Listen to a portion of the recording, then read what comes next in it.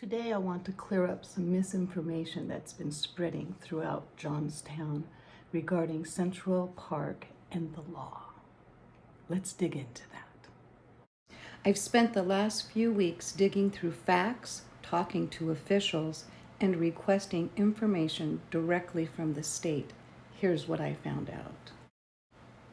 Contrary to what's been shared online, the Federal Transit Administration removed RAISE grant funding from the Central Park portion of the project. The city is now using ARPA funds instead, and ARPA doesn't trigger the same historical review process. So here you see someone claimed that Central Park is on the National Register of Historical Places and protected from changes because of that. That is simply not true. Central Park is not individually listed, and the type of funding matters. Also, adding a real link doesn't make a false claim true.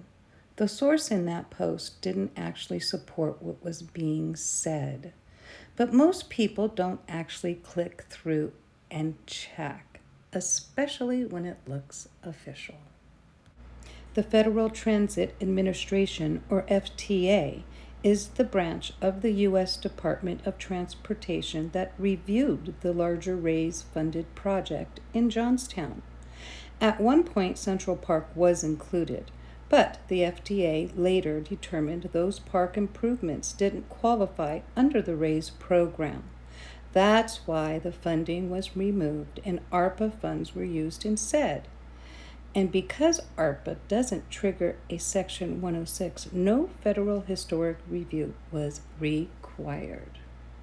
If you care about transparency and facts that actually check out, follow me for honest reporting and real accountability in our community. Facts really do matter. Until I see you again, Johnstown, stay friendly.